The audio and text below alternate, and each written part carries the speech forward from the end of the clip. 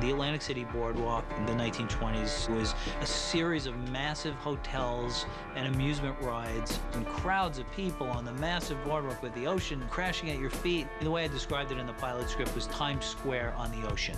And I thought, there's no way we're going to be able to create this world.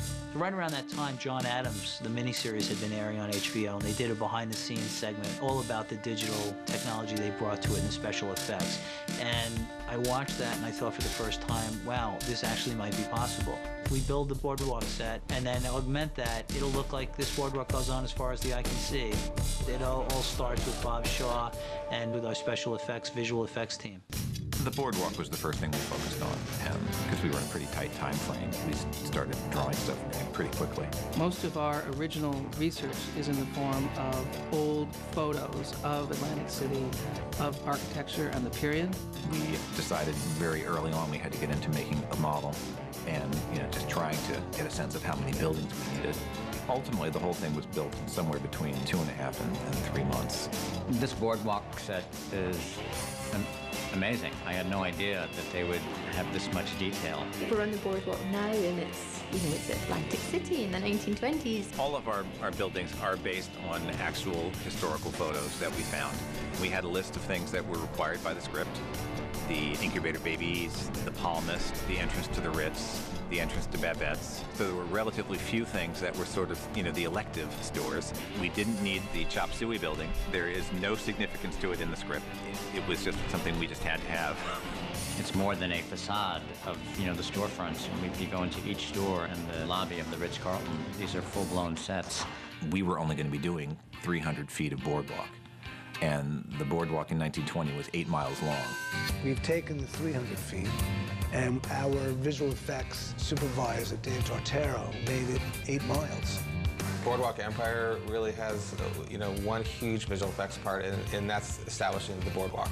We only have the first story or story and a half of the buildings, and some of them go up to 20 stories, and those are done by the visual effects department. We work a lot with the material that has been gathered and researched by Bob Shaw and his team, so we've really managed to keep the flavor that he's established on this amazing set. A large part of the set is a blue screen wall that is designed to allow us to extend the boardwalk or the ocean in any direction.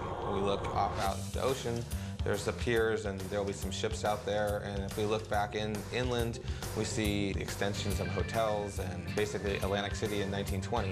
The thing that I find so mind-boggling is that the Empire State Building is sticking straight up there, and they have to digitally remove that. It's bizarre. You kind of go beyond the set, and it's like the best view of Manhattan. We pay very strict attention to detail. The show's researcher, Ed McGinty's family is from Atlantic City for generations and generations, and he's our in-house expert. And one thing he said to me was, rust. Anything that was metal would rust, so just little bolts that are sticking out. You can see that on the steel pier. They rusted and distressed everything, so it just had a real feel to it. I was able to give them a lot of details about how the sun would bleach the paint, and even things like the seagulls. That's always in the background, the sounds. If you closed your eyes at times on the boardwalk, you'd swear we were on the ocean. I mean, yeah, you're hearing gulls that are on the East River, but, you can hear the fluttering of the banners, and you can hear the banter of the extras walking down the boardwalk. You would swear you'd been transported to 1920 Atlantic City. There hasn't been a large outdoor set like this built in the New York area since something like 1918. About the time somebody had the good idea of moving the film industry to the West Coast where the weather conditions were more favorable to filming year-round. And yet here we are playing it for Atlantic City in 1920. When you walk onto one of our sets, it's like going into a time machine. The boardwalk was the thing that everybody was talking about. It's always a great atmosphere when we work out here. That is our home court, the boardwalk. As the sort of center point of the show, it's got real magic.